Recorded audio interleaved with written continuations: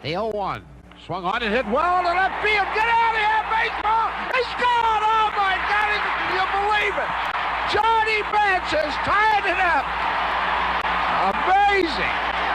Absolutely amazing. He makes the tour, and I'll tell you what, you can't write anything like that. Hello, and welcome to another episode of the Good Side of Sports podcast, where we focus on the good being done by athletes and organizations and all the amazing ways they give back. I'm your host, Brian Hartong, and today we've taken our show on the road again. We're in Fairfield, Ohio, just outside of Cincinnati, and we're visiting a facility where they are doing incredible things for a very special community, as well as continuing the legacy projects of a former Major League pitcher and legendary Cincinnati Reds broadcaster.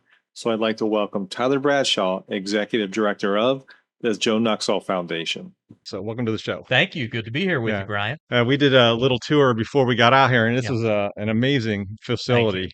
I'd like to start usually just learn a little bit about you and how long you've been with the facility.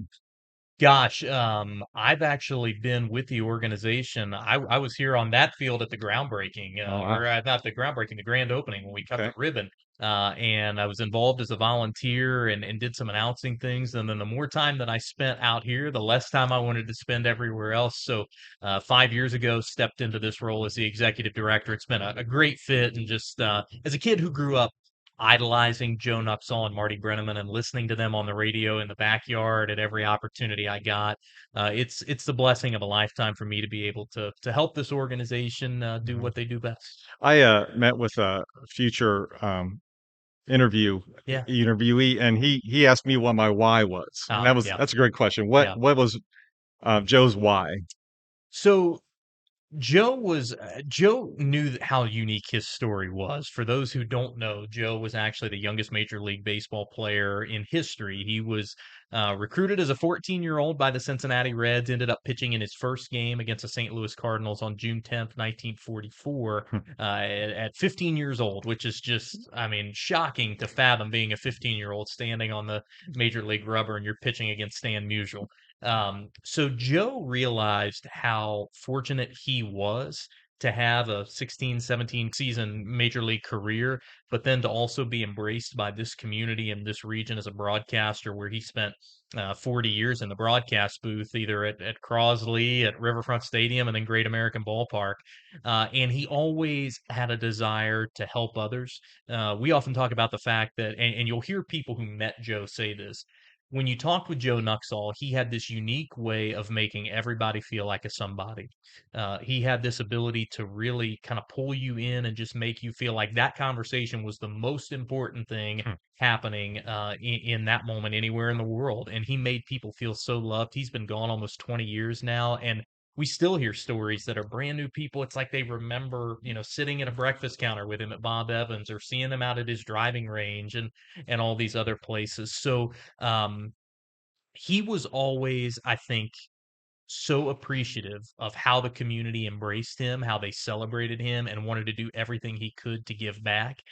He also had a niece who was born on the same day as his son, but his niece had some disabilities, and I think his watching her throughout her life contrasted with all the opportunities that his sons got. He really saw an opportunity to do more good for other people, and that's really where the impetus for this place came and all the other legacy projects we carry forward in his name. I know there's several programs that you guys have running besides the fields. Want to get into those? Yeah, so really, Joe's baby was he loved playing golf. So he in 1985 he started a golf outing with the intent of eventually starting a scholarship fund. So the Joe Nuxhall Memorial Scholarship was born. It's a really unique scholarship because instead of isolating it to one school or one sport, Joe said, I want to give $2,000 a year to every high school in Butler County and let them, award this to student athletes, regardless of what sport. So it doesn't have to be a baseball player. So we're coming up on the 41st year of Joe's golf outing this year, and we have crossed the $1 million mark in scholarship money that we've distributed. Wow. So we're increasing the amount of scholarship money that we're giving out. We've started some new scholarships as well. Joe was also really passionate about character education, so we started the Joe Nuxhall Character Education Fund, which is really the goal is just to pitch good character. So we have programs that we help support, but then also deliver our own programs, mainly at the elementary school level. The most Okay. popular is our character card series. So we partner with major league athletes and other celebrities to produce these character cards. We all love, collecting baseball Right, cards and right. ripping packs when we were little. So what these cards are, it's an athlete, but then on the back of it, instead of having the stats, it's a personally developed character message from that athlete talking about the importance of things like determination and perseverance and loyalty and honesty. And we've partnered with just around a dozen athletes to do those. With the Reds, Andrew Abbott, Hunter Green, Ellie De La Cruz, Brent Suter, who's Oh, now wow. with the Angels, Nick Hagland of FC Cincinnati, Sheila Gray, who's a local news anchor here Okay. in Cincinnati. So we really just try to get those cards in front of people. But really, the centerpiece of what we do at the Nuxhall Foundation is where we're sitting now, the Joe Nuxhall Miracle League fields and what we do here. How many athletes do you come through here every year, you think? So we have it's usually right around 400 special needs athletes. So we'll have two youth seasons and then we'll have an adult league season as well. So the youth league season is anywhere from age 4 up to 20-ish, just depending on developmental age, the nature of the disability. The adult league is anywhere from 16 all the way up to our oldest player a few years ago was 80 years old playing the Wow. game of baseball. He passed just a few weeks Oh, before the wow. season started. And for the last 10 years of his life, he played baseball out here and talked about the fact that this was something he wished he had been a part of during his first 70 years because Hmm. he felt such a sense of belonging and place there. And then we also host school visit programs. So we'll invite special needs programs from all the greater Cincinnati schools to come out and have a field day experience here. We probably have between 1,000 and 1,500 special needs visitors that come through day programs and school visits. So Wow. always something going Yeah, on. right. Do you have any events coming up or that have just finished or anything that were pretty successful? Yeah, so we just wrapped up with our youth league, the spring version of the youth league. The Okay. adult league will actually play all throughout the summer, and then the youth league will pick back up in the fall, and they play on Saturday mornings. We're actually getting ready to host this upcoming weekend is our annual car show. We have a big fundraiser to help support the facility and the programs that we offer here.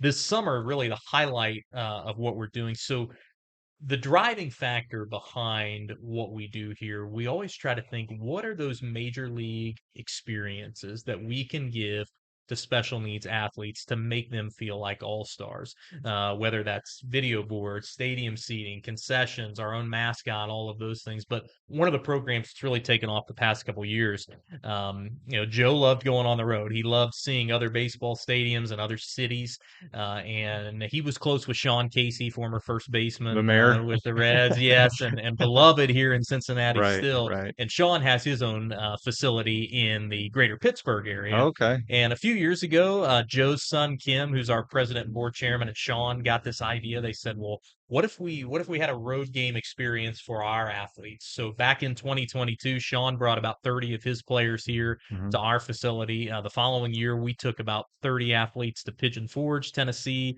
Then the next year, we went on the road to Pittsburgh. But coming up this summer, we're actually going to have Sean making his return, but we're also going to have athletes from Sioux City, Iowa, Mercer County, New Jersey, Boston, and Cooperstown. They're all going to be here playing baseball. So we'll have about 160, 165 special needs athletes playing baseball here Wow. this That'd summer. be So something to yeah, see for sure. yeah, Is there a organization that you're all involved with or part of? it's more informal networks and how we've all come to know one another. So there is a National Miracle League organization that advocates for adaptable recreational services, but all of the Miracle Leagues that you see across the country are operated independently by their Okay. communities. They all operate differently. Some of the unique elements of what we do here, we're one of the only facilities in the country that has two fields, which is such a blessing because it allows us to serve double the number of athletes. Right. Where on a Saturday morning, if you only had the one field, you might be here from 9 to 5. We're able to get everybody out of here by about 1 o'clock because we're able to service everybody there. Um, the video boards and things are unique. We have a lot of great partnerships. So our youth league is actually run by the local Great Miami Valley YMCA. There's an Oh, adult league that's run by a group called Therapeutic Recreation for the Disabled. And what I love about that is it allows us to spread out some of the responsibilities. So mm, on any given Friday night or Saturday morning, there's a team of between 30 and 60 volunteers that are helping us do anything and everything, running the concession stand in a mascot outfit, operating video boards. We have people at home plate with bubble blasters to celebrate them when they come across home plate. Having those partner relationships really takes some of the weight off of us as a really nimble organization and allows other groups to get involved to bring their expertise to the table. So okay. it's a model that's really helped us be successful. Is this solely funded through your efforts, or is there a corporate sponsors? This is all private donations, private fundraising. So we do have some businesses that come alongside us and help with some great things. So we've got an amazing partnership with Mercy Health. They actually provide athletic training services at Mm, all of our games because we do. We have or unfortunate we have injury, incidents, sure, just injuries like any other right. player would have. Actually, last week we had a player who had a really severe seizure Mm, here at the fields, and the Mercy Health athletic trainer was able to get out on the field, respond, keep them safe until the ambulance could oh, get that's here. I good. mean, we have players with really fragile medical situations, but we do all of the fundraising and things to keep this going and to protect it.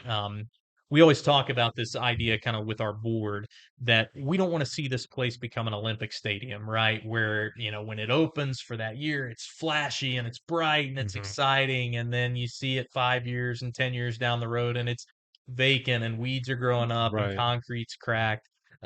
We want this place to look as good now as it did when we opened it 14 years ago. So you'll see a team of volunteers out here. They power wash every square inch of this concrete. They are power washing the rubber. They are doing proactive maintenance to keep it looking great. Yeah, you can't you wouldn't even think it'd been open Yeah. that long just Yeah. by everything. It looks brand Thank new, you. just like you said. Thank So you. yeah, Yeah, Kim excellent job Kim doing that. Nuxhall, who's Joe's son and was an elementary school physical education teacher for 3 decades. He actually volunteers all of his time out here at the field. So he spends 40, 50, maybe more hours a Wow. week out here doing any maintenance job we need done, cutting grass, power washing, making sure the place really shines. It And definitely that's one of the shows. things we're really proud of. Yeah, that's Yeah. awesome. You said the golf outing, you said it's Yeah. 40 years it's been It's going been on? 41 this year. And where's Yeah. that located? It's located at the Hamilton Elks, which the cool story behind that, it has been at that golf course for all 41 years. And Joe was actually a caddy at that Oh, golf wow. course. So he would walk up. He was born and raised in a house in Hamilton, and Route 4 is kind of the road that eventually runs out to the golf course. And he would supposedly walk from his house up to the golf course at the top of the hill, and he would caddy there. And yeah, he started that golf outing there, and we've kept it there ever since. Huh. How many golfers do you usually have at the outing? Gosh, so the golf outing sells out every single year. We have 36 foursomes that play in that outing, and the really cool thing about it, Joe started that outing. He started it with pure intentions, but there was also he loved playing golf with his buddies. So we have a fifth celebrity golfer that golfs with every foursome. Oh, okay. So that's, anybody from we have current members of the Reds teams who come out, the broadcast booth, John Sadak and Tommy Thrall have been great. Marty Brenneman, Joe's broadcast partner. Mhm. Marty has been, I think in the 41 years of that golf outing, I think Marty has only missed two. Marty is an incredible partner in what we do. So yeah, it's a ton of fun. Helps us to raise a lot of money to give out the scholarships every year, but then also to build that scholarship fund moving forward, so we can help make more of an impact. Going back to when he first played at 15, did they know he was 15? Because I They know did. back in the old days, they were sort of like Yeah. dicey. So it's really an incredible story. What happened, this was around the time that the United States was involved in World War II. And if you can just imagine Major League Baseball players signing up to go fight in the war, right? It was a different Right. time, different areas. So Major League Baseball, from a talent perspective, was pretty depleted, and the Reds were out trying to find players.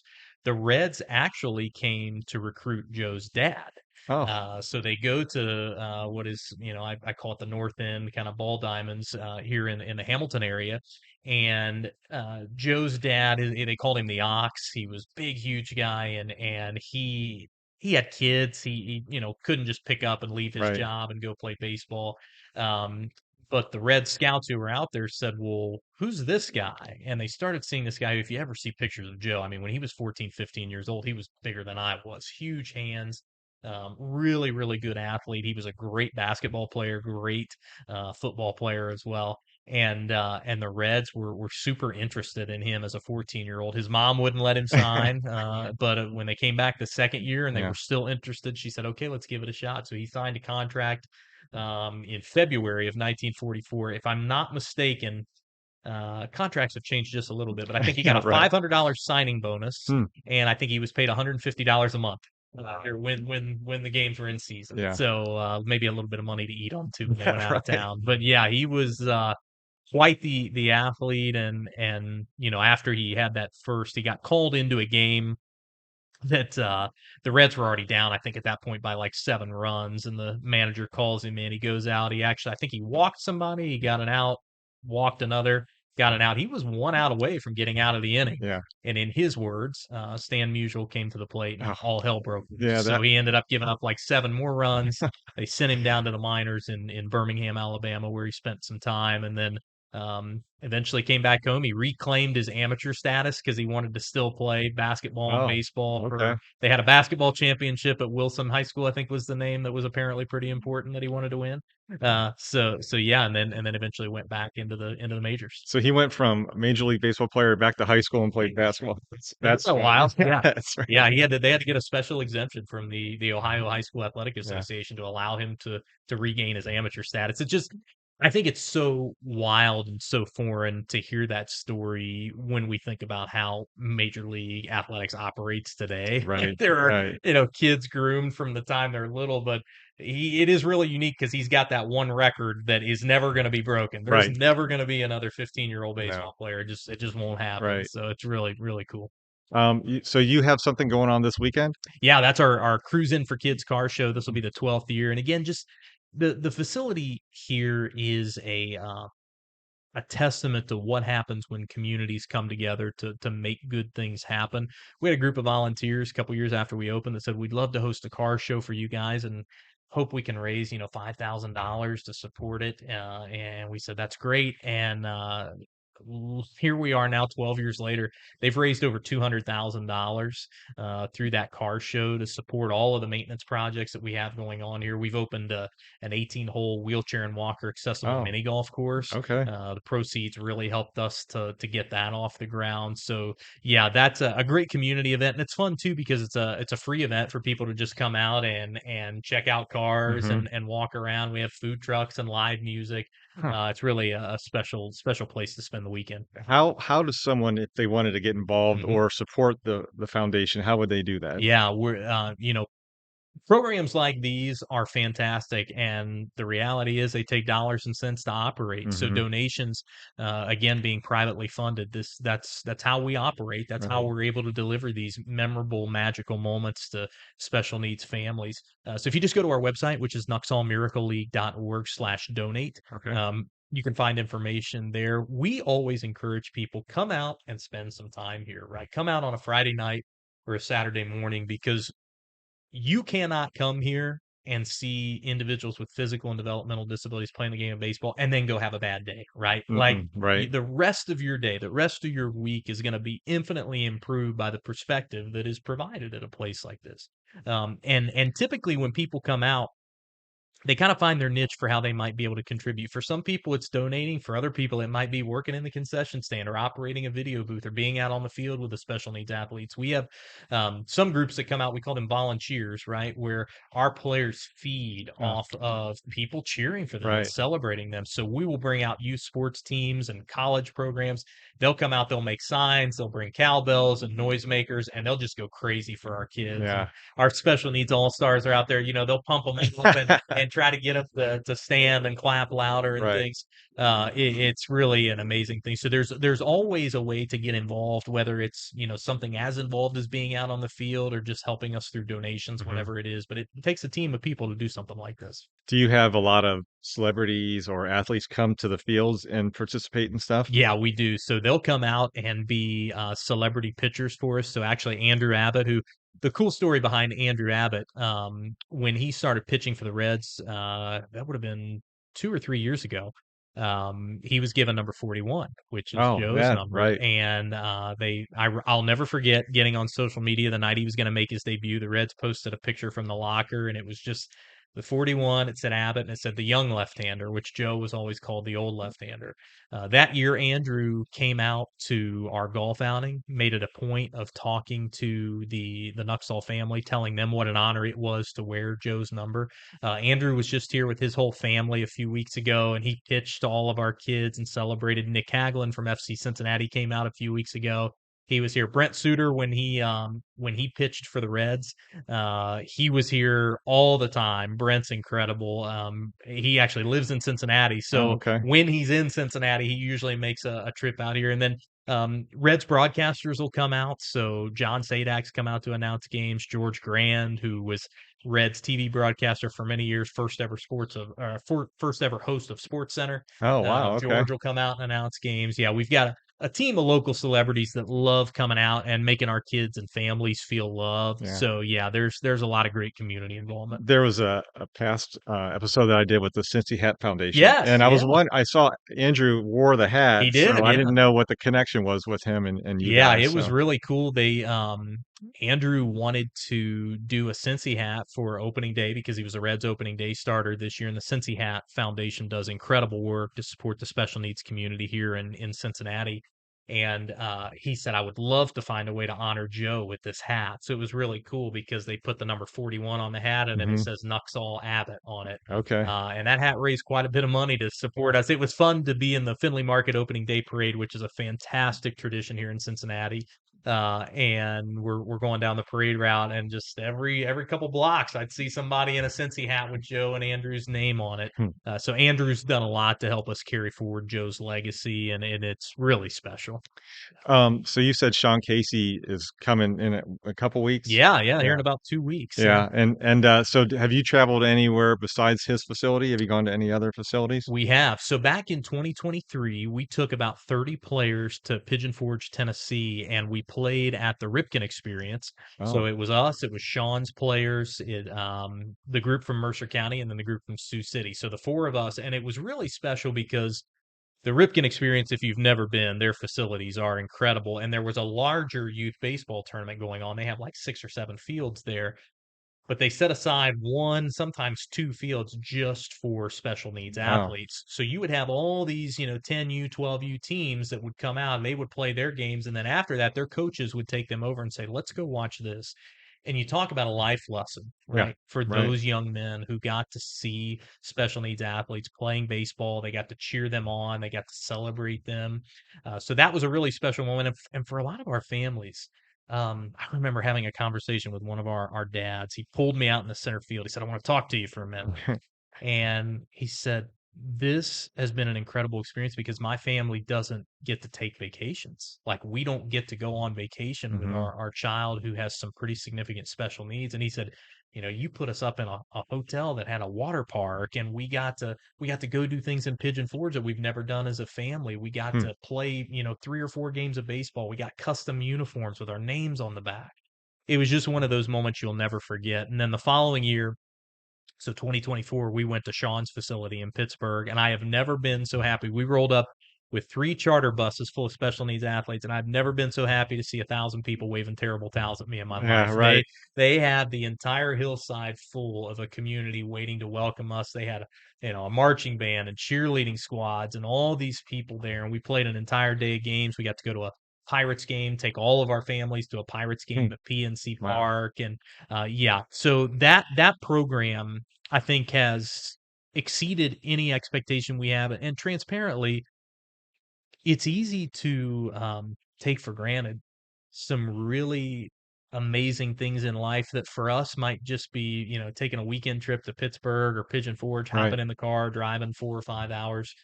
But for those families, they don't often get that. They don't get invited to those experiences. One of the things we love about this place, is the message that it sends to families with special needs. So I can't tell you, Brian, how many times I've had parents tell me, and I don't know why this happens, but it does. They will say, from the time my child was born, um, we've had to operate from a place of we can't. right? We can't play baseball. We can't play basketball. We can't go on the road. We can't do these things. Some have even said doctors have told them, like, all these expectations you have for your child, you're going to need to set those aside because those aren't going to be possible. Right. The fact that this place represents a physical message that they can and that it's going to be here, it has transformed our entire community. We do a big opening day parade every year. So about a mile and a half up the road, we'll start this opening day parade, and we'll have, 200 and some special needs athletes and their families marching along a mile and a half route, and they'll have people celebrating them, and it's a huge deal. And I'll never forget, a few years ago, I'm running along this parade route trying to make sure everything's okay, and I look, and there's a young boy, couldn't have been more than 2 years old, with Down syndrome, in a wagon. And there's a sign on the side of this wagon that says "Future All-Star" at the Joe Nuxhall Miracle League fields. And I think for that family, right, from the time their child was born, they knew there was going to be a place for him. Right. They knew there was going to be a place where he could belong and where he could play. Hmm. And that's what I love about the power of an inclusive, adaptive place like this, is it transforms the perspective for that family from the moment their child is born to one of opportunity and possibility. Right. So when you said opening day, I was thinking it was the Reds opening day, but Oh yeah, it's this so opening day. we'll go down. We'll go down to the Reds opening day, and we're in the parade here. But if we're ordering them, our favorite is our own Right, here. right. And again, that's just a byproduct of saying, okay, what are the experiences that a major league athlete gets? And in Cincinnati, if you've never been to the opening day parade, even if you're from Cleveland, you Yeah, have to right. come down and experience it, because the entire city shuts down. And I mean, it is a spiritual experience, Yeah. opening day in Cincinnati. So we just said, all right, well, let's try to make that happen for our families. So we'll have marching bands that come out. There's actually a group of like 14 schools in northern Kentucky, and they thought they would have about 50 participants, and they ended up having 200 that signed up for the first year. So they've got, color guard, flag wavers, and everything, and it's a huge deal. And so our families, um, just being celebrated along this mile and a half parade route by people they don't know, right? Right. People who don't know them, but to know, like, wow, this is a community that really cares, that is proud that this place is here, that wants to see it grow and get bigger. Not many better feelings than that. No, and we on the drive in, I was surprised. I mean, Yeah. everything looks amazing. The whole Yeah. town is Yeah. great and everything. And the city of Fairfield, they've been incredible supporters for us. This was all undeveloped farmland essentially when we first came out here. And at every project, at every, juncture, they've been willing to support us and come alongside us. So that community connection is just vital. How many people do you think show up for the parade? Oh gosh.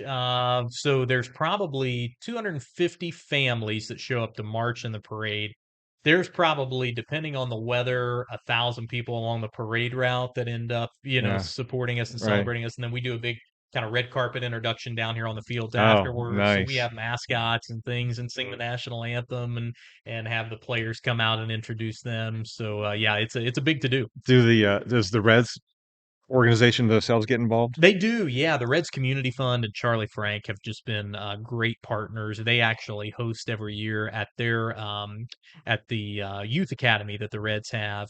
They host a clinic for our players, so Oh, they get to okay. go down there in the middle of the winter. And usually there's some retired Reds and some current Reds who will be there to pitch and hit and play with them all day. They give them custom jerseys and things. They support us at Reds Fest. They do a lot to honor Joe's legacy. So for those who don't know Joe, when you walk into Great American Ballpark in Cincinnati, there's some amazing statues kind of on the Crosley Terrace of different players from throughout Reds history. And Joe's statue is kind of the centerpiece in Okay. that. The picture right as you're getting ready to walk in is Joe. The ballpark's located on Joe Nuxhall Way. They have, retired his microphone, and they've done lots of things to honor him. So they really help us keep Joe's legacy going strong, which is great. How long was he a broadcaster? So Joe broadcasted games for 39 years. He started out with Wade Hoyt, who is a legendary Reds broadcaster, and then believe it or not, most people don't know this, but Al Michaels was the announcer here in Cincinnati from 71 until 74. Oh, really? Yeah, yeah. I And then did not so he know was that. alongside Al for 3 years, and great partnership. But really when it blossomed was when Al left in 74 to take the job, I think with the Giants. This young guy from Virginia named Marty Brenneman came to town, and Marty and Joe. Joe, a couple of left-handers going tonight, and I guess if we have one consoling influence before we start play is that there is no way we would think John Matlack could pitch a better game than Jerry Koosman did. I'd have to say it'd be very difficult because Jerry certainly did crank up a gem last night. And, of course, Matlack's capable of pitching the same ball game. You can't take it away, but Freddie Norman also is capable of pitching a good ball game similar to Koosman. So, if both of them are right, we could see another excellent and well-pitched ball game. We're ready to go as Pepe Mangual leads it off. He chops one out in front of the mound. Up with the ball, Norman barehanded, throwing him out to Tony Perez at first base, and this game is underway. Really gained celebrity status. I mean, they were at times more popular than any of the players. Mm-hmm. We often joke, and Marty has confirmed this, that people would just address mail to Marty and Joe Riverfront Stadium, and legally, like, the post office wasn't supposed to deliver that, right. but they were like, we know who they're talking about, so they would just send it. They had a broadcast style that was unlike anything else. They were funny. They would talk about non-baseball things, Elvis and growing tomatoes and golf and all kinds of things. But at the end of the day, they really loved each other. I mean, they had a partnership in the booth that was hard to replicate, and they made broadcast so much fun, even when the team wasn't any good. Right. Like, people would still tune in because they wanted to hear Marty and Joe. They were great community servants, and Marty, Marty retired back in 2019, but he and his wife Amanda are still very involved in what happens here. They help us carry out Joe's legacy in so many important ways. But yeah, I often tell people, like, I love the current crew that broadcasts games, and I love listening to baseball games, but as long as I live, I don't think I'll ever hear another broadcast as perfect as when Marty and Joe used to call baseball games. Right. It's funny. I was talking to someone about this show, and I mentioned I was going to come down and talk about Joe, and just like you said, he met him at a diner, and they talked for like an hour. He said, he said he'll never forget that, and it's so I can see that would happen all the time. Yeah, Joe was just iconic. I mean, he there was a Bob Evans here in Fairfield, and he sat and ate breakfast at Bob Evans at the lunch counter, the counter there every morning.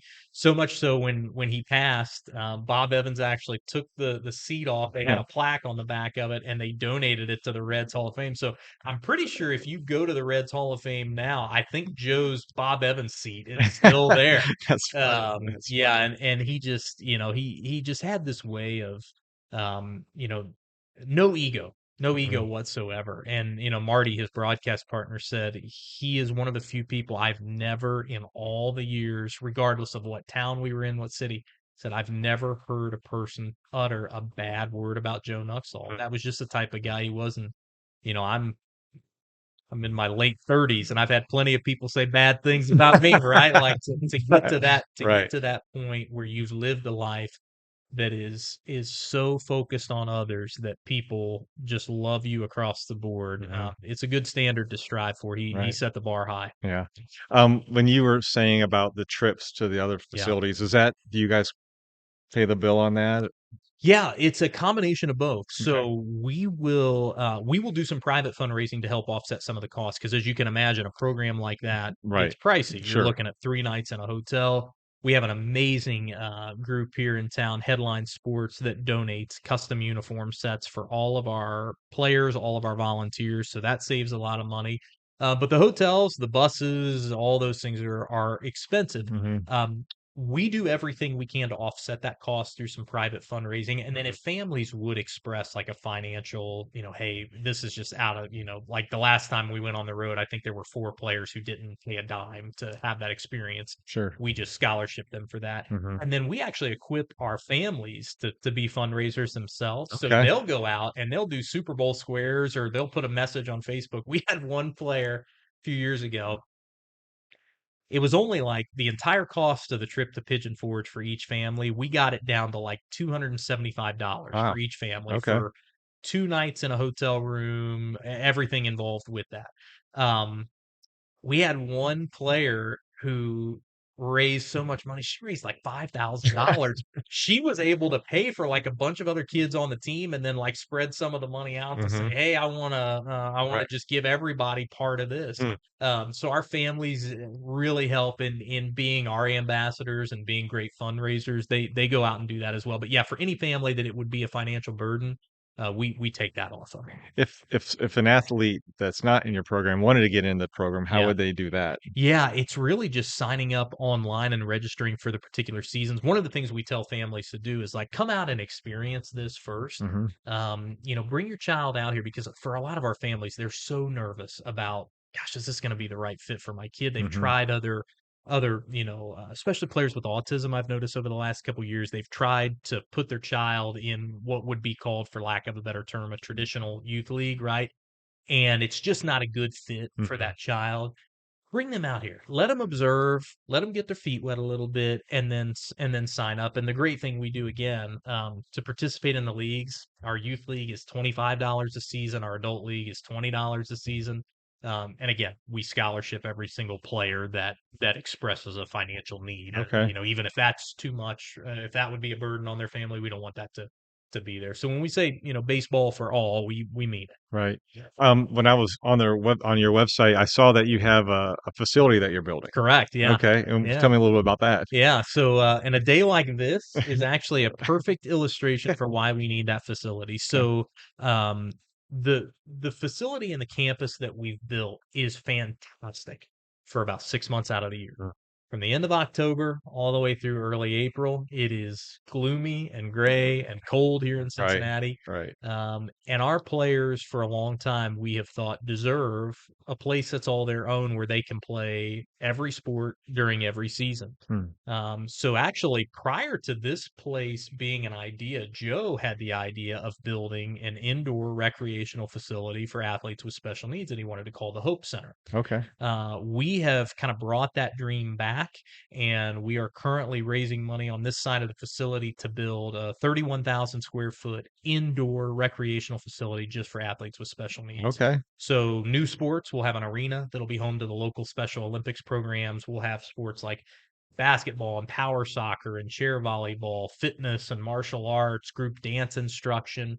We'll have a stage where we can do programs and things in there. There'll be a multi-purpose room that'll have kind of those only in the Hope Center experiences, things like a wheelchair zip line, speed stairs, and interactive digital projection walls. We'll have therapy suites where we can have outside medical providers and social service agencies come in Okay. and do some programming. We'll also have a community room because health for our families is about more than just the physical activity, right? We want to be able to do nutrition classes and mental health seminars for families, and we want to be able to have social service groups come in and be able to talk about, hey, your child with special needs is getting ready to turn 18. What things do Oh, you need to know to gotcha. navigate as a parent, right? Hmm. But really, what this does ultimately is it flips the model on its head for how we as a society have I don't want to say treated because that implies malice, but how we have served special needs Mhm. athletic programs. Because for the most part, those programs like your local Special Olympics, they are fighting for floor space, right? So if the high school varsity team is done practicing at a school, at 8 o'clock at night, then that Special Olympics program can come in and use it. But that's not always the best experience for that family because Mhm. they've got additional needs. They got to know doors are unlocked by accessible entrances, that there are accessible restrooms, that if something would happen, where's the AED located? Is there medical, nearby that can help respond to an emergency?